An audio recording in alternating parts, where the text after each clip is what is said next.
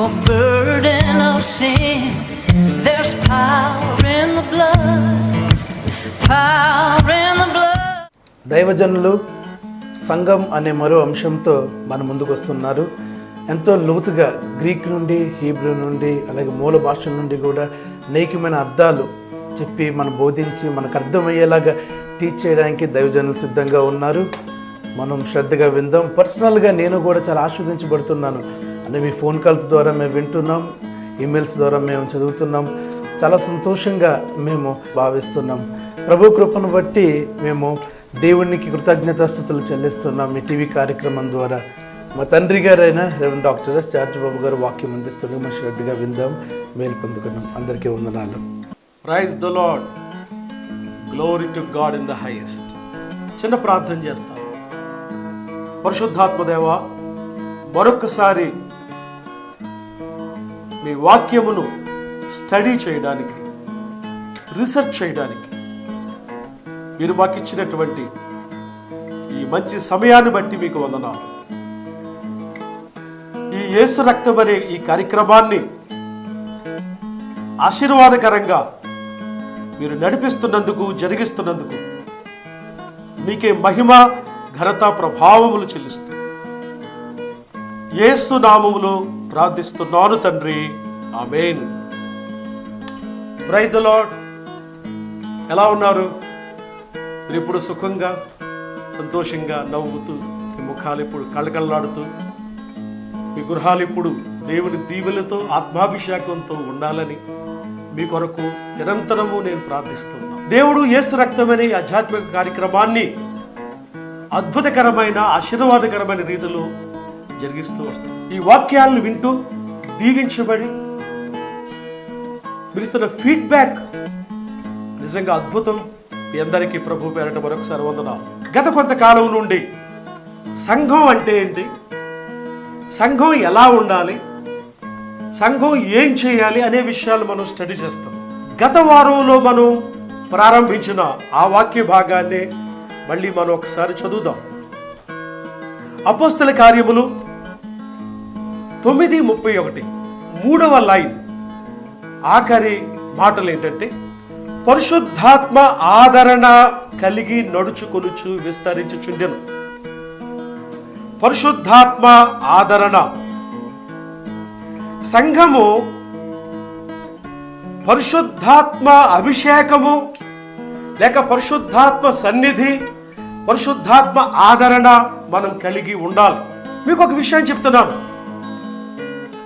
The Bible begins with Holy Spirit and ends with Holy spirit.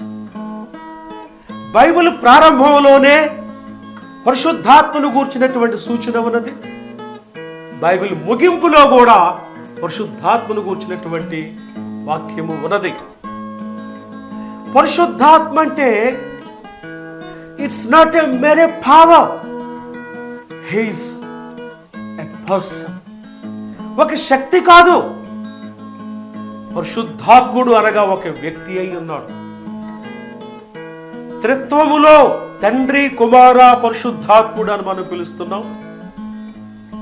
పౌలు యొక్క పత్రికల అన్నిటిలో కూడా ఈ మాట మనం చూస్తాం. మన తండ్రి అయిన దేవుని ప్రేమ, ప్రభు అయిన యేసుక్రీస్తు కృప, పరిశుద్ధాత్మ దేవుని అన్యోన్య సహవాసం అని. సంఘము పరిశుద్ధాత్మ ఆదరణతో ముందుకు సాగాలి.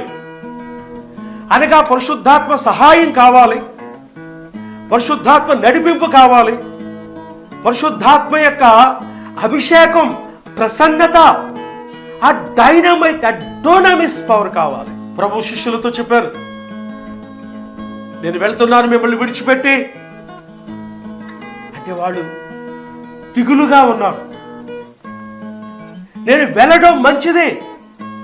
నేను వెళ్ళిన తర్వాత యోహాను 14:16 ఉంది, నేను తండ్రిని వేడుకొందును మీ యొద్ద ఎల్లప్పుడూ ఉండుటకై ఆయన వేరొక ఆదరణకర్త అనగా సత్య స్వరూపిగా ఆత్మని మీకు అనుగ్రహించు.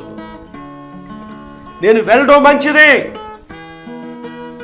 నేను వెళ్ళిన తర్వాత తండ్రిని వేడుకుంటాను. ఎల్లప్పుడూ మీ యొద్ద ఉండుటకే ఆయనకు వేరొక ఆదరణకర్తను పంపిస్తాడు. Another comforter.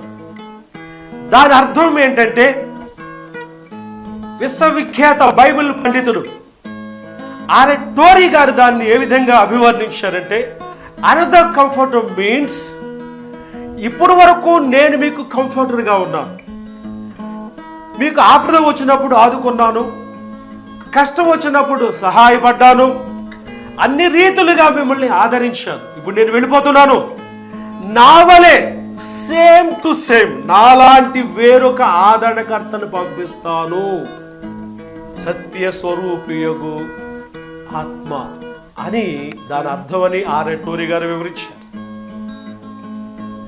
నా చిన్న వయసులో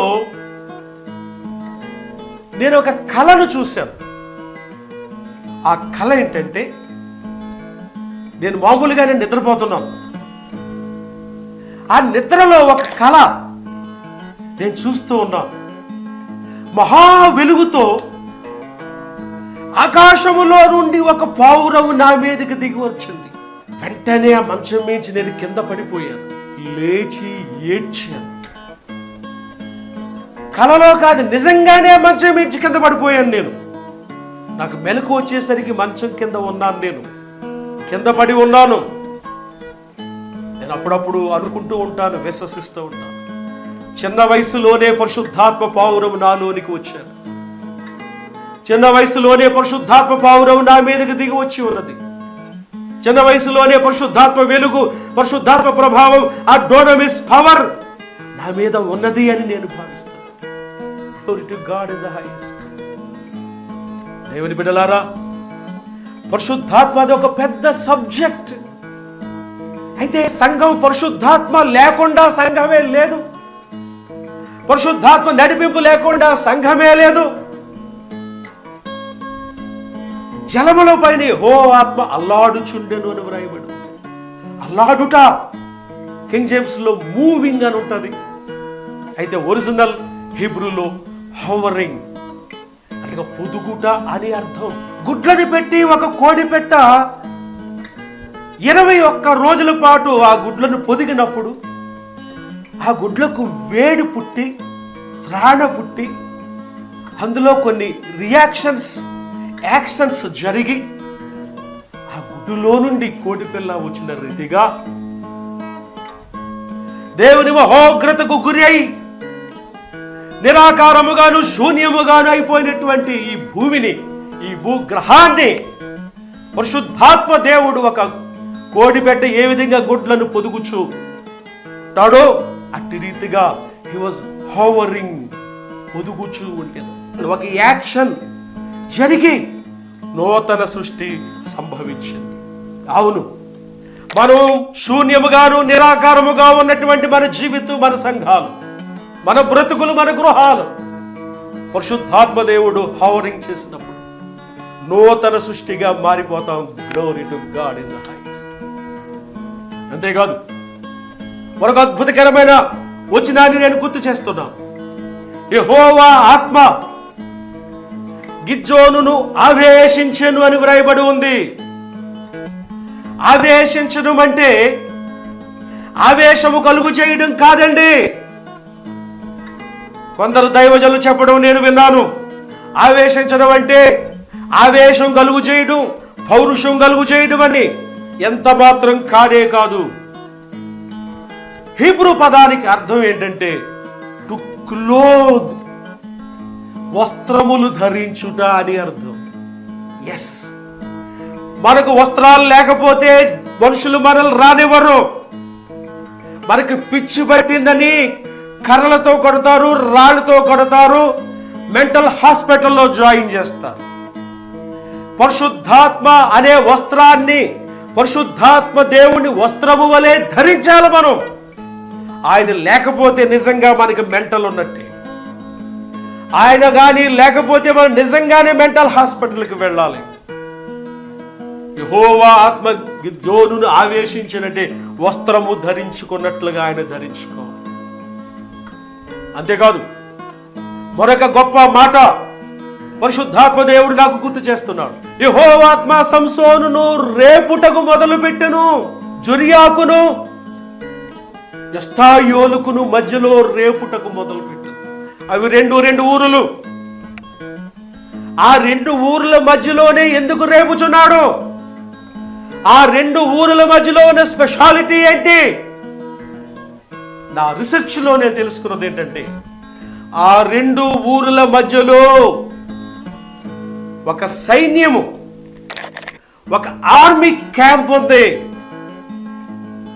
నేను భావించింది, నేను ఊహించింది, ఆలోచించింది ఏంటంటే, సంసోను ఆ 2 గ్రామాల మధ్యలో ఉన్నటువంటి ఆర్మీ క్యాంప్ దగ్గరికి వచ్చేసరికి ఆ సైనికుల కవాతు చూసినప్పుడు, ఆ సైనికుల యొక్క డ్రమ్స్ శబ్దం విన్నప్పుడు పరిశుద్ధాత్మ దేవుడు ఆయనను రేపుటకు మొదలుపెట్టిన. Glory to God. చాలా మంది మ్యూజిక్ వాయిస్తే, గట్టిగా అరుస్తూ ఉంటే, గట్టిగా డ్రమ్స్ కొడుతుంటే ఎగురుతూ ఉంటారు అని విమర్శిస్తూ ఉంటారు. అసలు వాళ్ళు ఎగురుతున్నారో ఏం చేస్తున్నారో నీకు తెలిస్తే కదా విమర్శించడానికి. ప్రియబిడ్డలారా, ఆర్మీ వాళ్ళు మార్చ్ ఫాస్ట్ చూసినప్పుడు పరిశుద్ధాత్మ సంసోనును రేపుటకు మొదలుపెట్టిన. Glory to God in the high. అంటే సంగీతములో, మ్యూజిక్ లో, డ్రమ్స్ లో అలాంటి పవర్ ఉంది అని మనకు తెలుస్తుంది. Glory to God. మ్యాజిక్లు కాదు, divine music, heavenly music, anointed music we need today.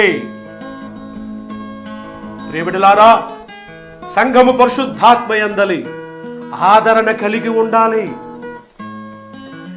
ఇక్కడ యోహాను 14:16లో వేరొక ఆదరణకర్త, ఇంగ్లీష్లో కంఫర్టర్ అని పిలిచారు. కష్టంలో ఉన్న వాడి దగ్గరికి మనం వెళ్ళి, ఏం పర్వాలేదు, నీకు మంచి జరుగుతుంది, దేవుడు నిన్ను చూస్తున్నాడు, దేవుడు నిన్ను ఆదుకుంటాడు అని వాడిని పట్టుకొని, వాడిని హగ్ చేసుకొని, వాడి కన్నీళ్లు తుడుస్తాం చూసారా? అదే ఆదరణ అంటే. మరి సంఘం అలాంటి పరిశుద్ధాత్మ ఆదరణ ఇస్తుందా? ఇక్కడ ఆదరణకర్త అంటే ఒరిజినల్ మీనింగ్ జాగ్రత్తగా వినండి. వ్రాసుకునే వాళ్ళు వ్రాసుకోండి, లేదా మీ మొబైల్ ఆన్ చేసి రికార్డ్ చేసుకోండి. మీరు ఎన్నడూ విననటువంటి అద్భుతకరమైన అర్థాలను నేను మీ ముందు ఉంచుతున్నాను. గ్రీకులో ఈ పదాన్ని పారాక్లిటోస్ అని పిలుస్తారు.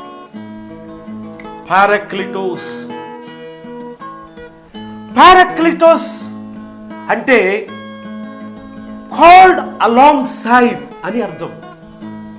అంటే మనకు సహాయం చేయడానికి, మన ప్రక్కన నిలవబడడానికి పిలువబడిన వాడు. ఎస్, పరిశుద్ధాత్మ దేవుడు ఎల్లప్పుడూ మన ప్రక్కనే ఉంటాడు. పరిశుద్ధాత్మ దేవుడు ఎల్లప్పుడూ మన భుజం మీద చేయి వేసి ఉంటాడు. పరిశుద్ధాత్మ దేవుడు సహాయం చేయడానికి 24/7 మే ఐ హెల్ప్ యూ అని అడుగుచూ ఉన్నాడు. Glory to God in the highest. పరిశుద్ధాత్ముడా,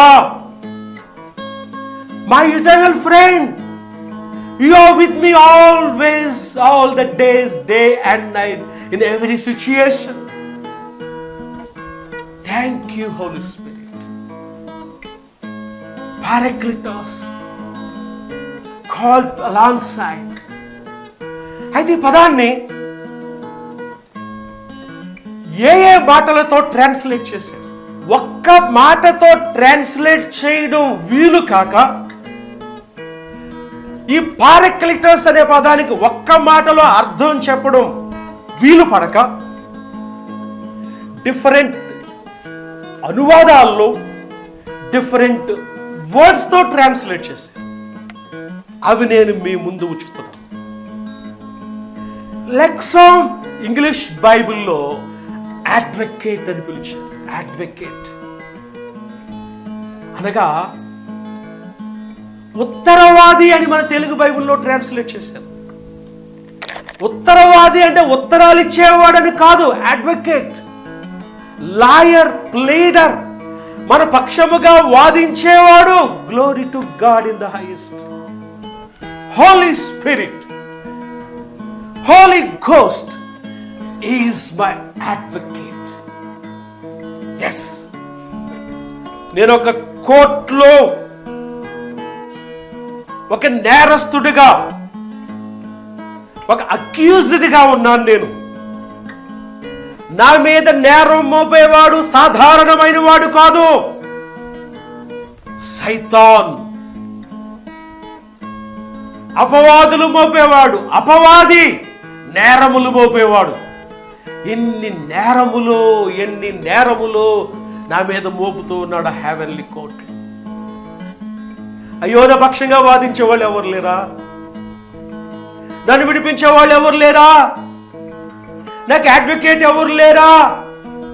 నాకు లాయర్ ప్లేడర్ ఎవరు లేరా అని ఏడుస్తుంటే నీళ్లు కారుస్తూ పరిశుద్ధాత్మ దేవుడు, హెవెన్లీ అడ్వకేట్, ఆయన దగ్గరకు వచ్చి హక్ చేసుకుని, మై సన్, ఐఎమ్ హియర్,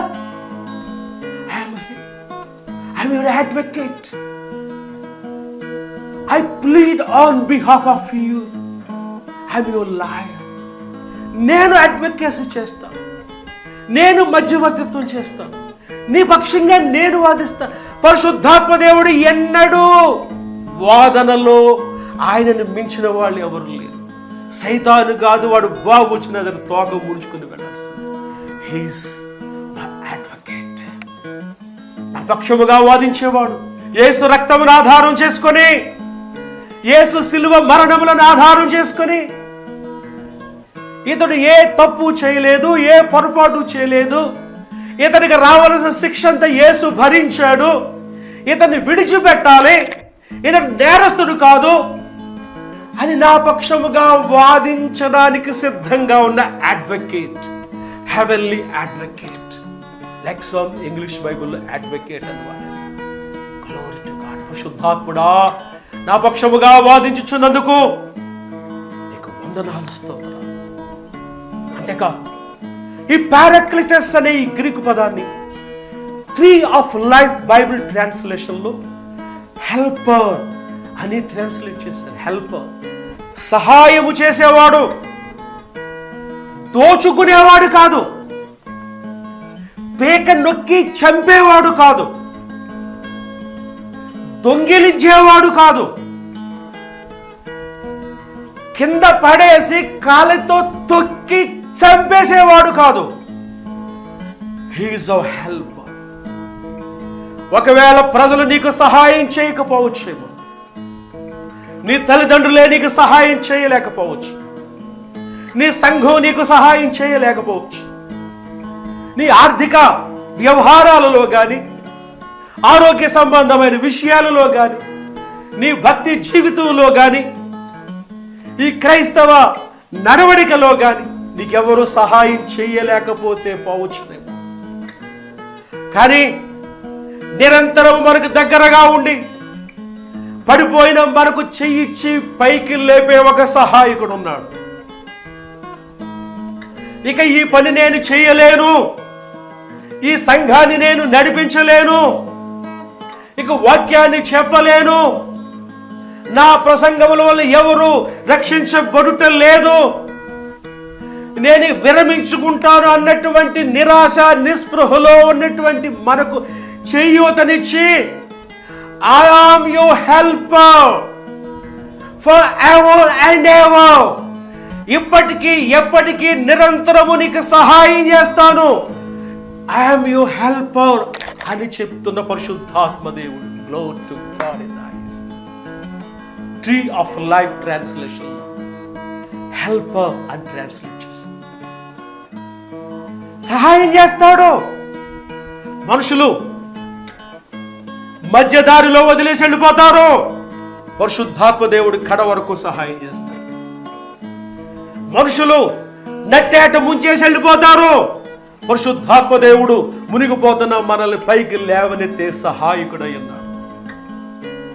మనుషులు మనల్ని గోదావరిలోకి తోసేస్తారు, పరిశుద్ధాత్మ దేవుడు ఆ గోదావరిలో కొట్టుకుపోవచ్చున్న మనల్ని పైకి తీసుకొచ్చే స్నేహితుడు, హెల్పర్, సహాయకుడై ఉన్నాడు. Glory to God in the highest. అంతేకాదు, ఈ పారాక్లిటస్ అనే పదానికి మరొక అర్థం ఓల్డ్ ఇంగ్లీష్ బైబిల్ ట్రాన్స్లేషన్ లో కౌన్సిలర్ అని చెప్పారు.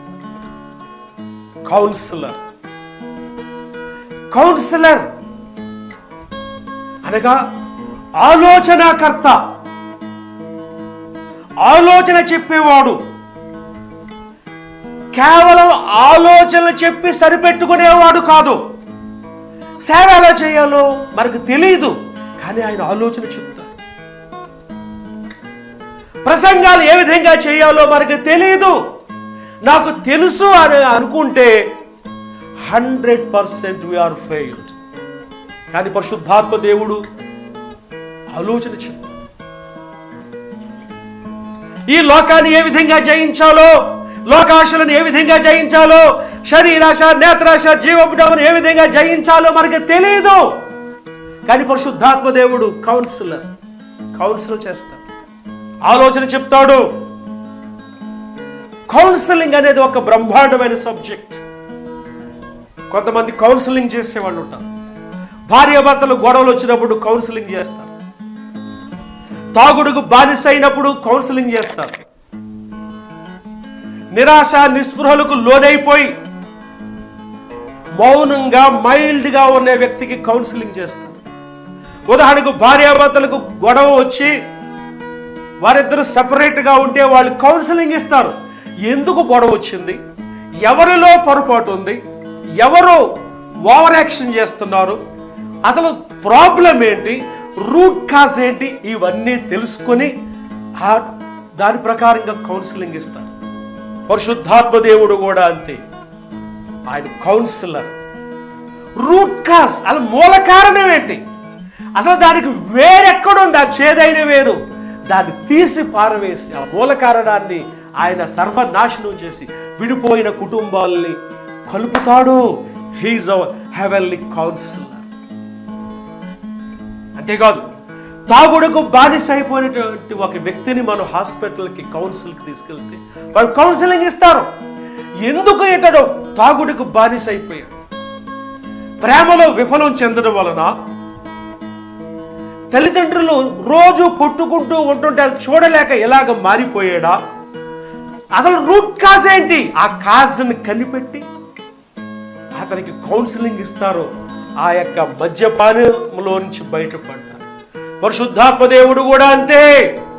ప్రియ సంఘమా, ప్రియ సహోదరుడా, నీవు ఒకవేళ మద్యపానానికి బానిసమైపోతే మనకు కౌన్సిలర్ ఉన్నాడు, ఆయన దగ్గరికి రా, కౌన్సిలింగ్ చేస్తాడు. నువ్వెందుకు పడిపోయావో, నువ్వెందుకు ఆ విధంగా మారిపోయావో, రూట్ కాజ్, మూల కారణం కనిపెట్టి దాన్ని తీసి పారవేసి నిన్ను మంచి మనిషిగా చేస్తాడు. కౌన్సిలర్ అంటే ఏదో నోటితో కేవలం సలహాలు ఇవ్వడం మాత్రమే కాదు. మన సమస్యకు కారణం ఎక్కడుంది, మనం అనుభవిస్తున్నటువంటి మానసిక క్షోభకు కారణం ఎక్కడుంది, కుటుంబంలో సమస్యలకు కారణం ఎక్కడుంది, ఆ కారణాన్ని కనిపెట్టి దాన్ని మస్తు పెట్టి కుటుంబాలను ఐక్యపరిచే, సమాధానపరిచే, ఆశీర్వాదం ఇచ్చే heavenly counsellor. Old English Bible translation లో కౌన్సిలర్ అని ట్రాన్స్లేట్ చేశారు. అంతేకాదు, ఈ పారాక్లిటస్ అనే పదాన్ని సిటీ బైబుల్ ట్రాన్స్లేషన్ లో మానిటర్ అని ట్రాన్స్లేట్ చేశారు. మానిటర్ అంటే మన కంప్యూటర్ మానిటర్ కాదు, మానిటరింగ్ చేయుట అంటే వాచింగ్. ఎస్, మన దారిన మనల్ని వదిలేసేవాడు కాదు పరిశుద్ధాత్మ దేవుడు. వాడు ఎక్కడికో పోతాడులే, వాడు కూడా మనకెందుకు, ఎలాగలా ఏడని అనే రకం కాదాయన. మానిటరింగ్ చేస్తాడు. మన ఆరోగ్య పరిస్థితి ఎలాగుందో మానిటర్ చేస్తాడు, మన ఆర్థిక పరిస్థితులు ఎలాగున్నాయో మానిటర్ చేస్తాడు, మన డివోషనల్ లైఫ్ ఏ విధంగా మానిటర్ చేస్తాడు, మన చర్చ్ లైఫ్ ఏ విధంగా మానిటర్ చేస్తాడు. ప్రతి క్షణం కూడా ఆయన మనల్ని వాచ్ చేస్తూ ఉంటాడు. వాచ్ చేసి ఏమైనా పొరపాట్లు కానీ, లోటుపాట్లు కానీ, డౌన్స్ ఉంటే వాటిని సరి చేస్తాడు, క్రమపరుస్తాడు, క్రమబద్ధీకరిస్తాడు. He is our heavenly monitor. మనల్ని గాలికి వదిలేసే రకం కాదు. పారాక్లిటస్ వేరొక ఆదరణకర్త. సిటీ బైబిల్ ట్రాన్స్లేషన్లో మానిటర్ అంటే వాచింగ్ అని ట్రాన్స్లేట్ చేశారు. ఎంత అద్భుతమండి! పరిశుద్ధాత్మ దేవుడు నన్ను వాచ్ చేస్తున్నాడు. వాచ్ చేయడం అంటే మరి ఏం చేస్తున్నాడు, ఎక్కడికి పోతాడు, ఇది కాదు. మానిటర్ చేయడం. ఎక్కువైపోయాం అనుకోండి, ఓవర్ యాక్షన్, దాన్ని సరి చేస్తాం. అసలు యాక్షనే లేదనుకోండి, దాన్ని మానిటర్ చేసి దాన్ని లెవెల్ చేస్తాడు. ఇది మానిటరింగ్ అంటే. Glory to God in the highest. అంతేకాదు, ఈ పారాక్లిటస్ ఆదరణకర్త అనే పదాన్ని కామన్ ఇంగ్లీష్ బైబిల్ ట్రాన్స్లేషన్లో కంపానియన్ అని ట్రాన్స్లేట్ చేశారు. కంపానియన్ అంటే సహకారి. సహకారి, కంపానియన్. కంపెనీ అంటారు కదా, కంపెనీ. కంపానియన్ మనతో ఉండేవాడు, వదిలిపెట్టేవాడు కాదు. ఎల్లప్పుడూ మీ యొద్ద నివసించుటకు అని వ్రాయబడి ఉంది. ఎల్లప్పుడూ, ఆల్వేస్. డాక్టర్ స్కోఫీల్డ్ పరిశుద్ధాత్మకు ఒక విశ్వాసికి ఉన్న 3 రకాల సంబంధాల గురించి వర్ణించాడు ఆయన. అదేంటంటే, ఆయన మీలో, ఆయన మీతో ఉండును, ఆయన మీ పైకి దిగి వచ్చును. In, with, upon. 3 స్టేజెస్. ఎల్లప్పుడూ. ఒక ఆదివారం రోజు మాత్రమే కాదు, ఒక ఉజ్జీవ కూటం రోజు మాత్రమే కాదు, ఒక ఉపవాస కూటం రోజు మాత్రమే కాదు. He is our companion. మన కూడా వస్తున్నాడు, మన చెయ్యి పట్టుకొని నడిపిస్తున్నాడు. నడవడానికి ఓపిక లేకపోతే చెయ్యి పట్టుకొని నడిపించుకుంటూ వెళ్తున్న కంపానియన్. పరిశుద్ధాత్ముడా నీకు వందనాలు. He is our companion. అంతేకాదు, కంప్లీట్ జూయిష్ బైబిల్ ట్రాన్స్లేషన్లో ఇప్పుడు వరకు మనం నేర్చుకున్న 2 పదాలను కలిపి ట్రాన్స్లేట్ చేశారు. Comforting councillor.